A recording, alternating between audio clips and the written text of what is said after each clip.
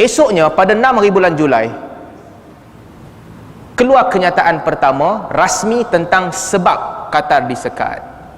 Kenyataan dikeluarkan oleh tuan-tuan mungkin kenal Adil Jubair, Menteri Luar Saudi. Dia ni seorang watak yang hebat lah, Menteri Luar Saudi ni. Dia telah menjawab beberapa kritikan sebelum ni Barat dan sebagainya. Satu watak yang hebat, dikenali lah di tanah Arab, antara orang paling hebat lah. Dia buat kenyataan. Apa kenyataannya? Qatar mesti putuskan hubungan dengan Hamas dan Ikhwanul Muslimin. Tuntutan pertama daripada Saudi.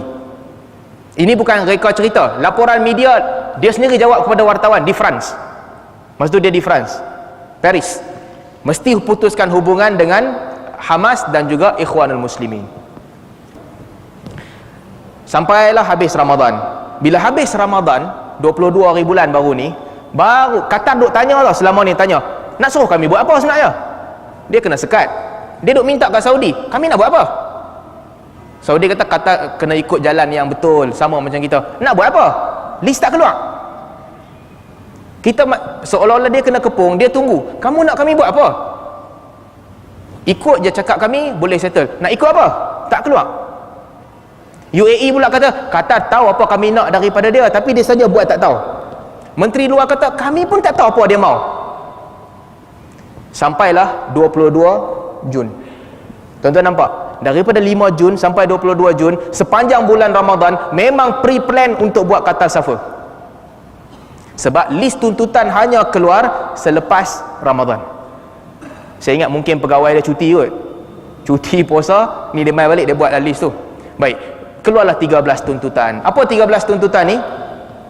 Pertama sekali, first sekali, atas sekali, Qatar mesti hadkan hubungan dengan Iran. Mesti halau keluar revolutionary guard daripada Qatar, dan juga tak boleh buat mana-mana latihan ketenteraan dengan Iran. Dan nak berhubung dengan Iran, Qatar mestilah ikut syarat yang diletakkan oleh US dan badan-badan antarabangsa. Syarat pertama, jangan kawan dengan Iran, jangan join ketenteraan dengan Iran. Soalannya, bukan Qatar tak ada hubungan ketenteraan dengan Iran. Qatar share border dengan Iran, border laut, mereka share pelantar telaga gas. Tapi Oman ada latihan ketenteraan dengan Iran. Oman, kalaulah Iran tu nak tolong Husi di Yaman, dia kena lalu Oman. Dan pernah ditangkap militan-militan daripada Iran di perairan Oman. Memang ada latihan navy antara Oman dengan Iran. Oman kena apa? Tak kena apa. Isunya bukan isu Iran. Kalau isu Iran, Oman kena dulu. Tapi Oman tak kena apa-apa. Yang kedua, Qatar mesti hentikan hubungan dengan kumpulan teroris. Disebutkan secara spesifik Ikhwanul Muslimin, Daesh, Al-Qaeda dan juga Hizbullah. Ikhwanul Muslimin, Daesh ataupun ISIS, Al-Qaeda dan Hizbullah. Kita pelik, satu hari setelah disekat, hari pertama setelah disekat, Menteri Luar Saudi kata Hamas dengan Ikhwanul Muslimin. Dalam list yang dikeluarkan, Hamas dah hilang lah pula. Tambahan yang lain pula masuk. Saya tak tahu. Mungkin bercakap di Paris, okey, boleh hentam Hamas. Sebab dapatkan sentimen orang. Tapi dalam list yang dikeluarkan tak ada. Siapa yang support teroris sebenarnya?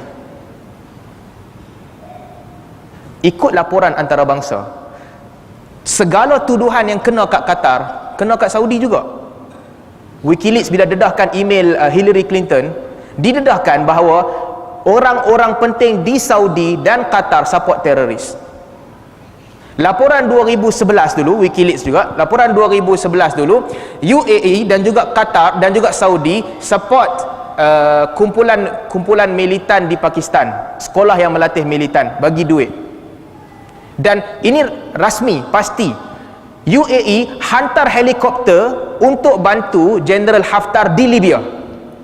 Bercanggah dengan undang-undang UN. UN buat embargo, tak boleh bagi senjata di Libya. Mereka perang sama sendiri, sekat bagi senjata. Terbukti UAE bagi senjata kepada General Haftar. Permintaan dia, hentikan support kumpulan teroris kepada Qatar. Siapa yang minta? Bukan Gulf. Kuwait tak terlibat, Oman tak terlibat. 3 negara Gulf, UAE, Saudi dan juga Bahrain. Yang ketiga, tutup Al Jazeera. Dia bukan minta untuk slow down, bukan minta kata kat Al Jazeera jangan tutup kami, tutup terus Al Jazeera. Dan tutup semua media yang disponsor oleh Qatar. Tuan-tuan bayangkan dah, contoh kita bergaduh dengan Indonesia, Indonesia bagi syarat tutup TV3. Apa masalah dengan TV3? Media aku punya. Kalau dia kata kat TV3 jangan kutuk kami, okey lah, ni tutup terus. Dan Al Jazeera setaraf dengan CNN dan BBC. Berapa ramai tengok Al Jazeera? Ramai. Cuma kesianlah dekat orang Saudi dengan UAE, sebab di Timur Tengah satu-satunya stesen yang dapat hak penyiaran semua perlawanan bola sepak yang besar ni adalah BeIN. BeIN ni bawa Al Jazeera, so mereka tak boleh tengok bola lah sekarang. Itu sajalah cabaran dia tak boleh tengok bola, dia kena cari jalan lain. Tutup Al Jazeera dan juga media.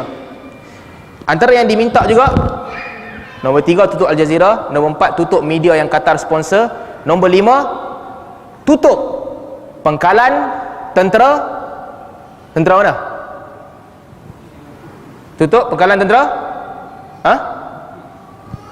Turki. Bukan tutup pangkalan tentera US tak apa, Trump, abang Trump ada, tak apa. Pangkalan tentera Turki tutup. Turki pun kata apa masalah dengan aku.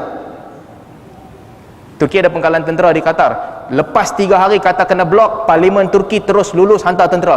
Sebelum tu ada perjanjian. US kata tutup pangkalan tentera Turki. Permintaan daripada Saudi.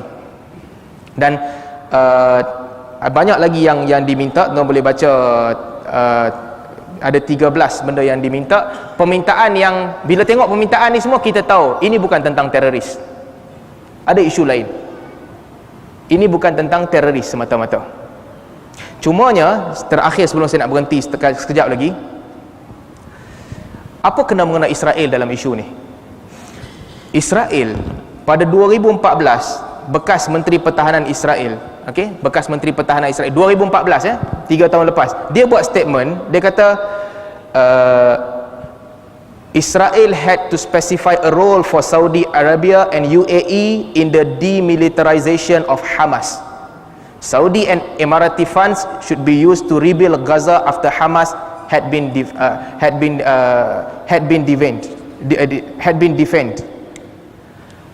Dia kata Israel kena sediakan peranan untuk Saudi dan UAE untuk melemahkan Hamas.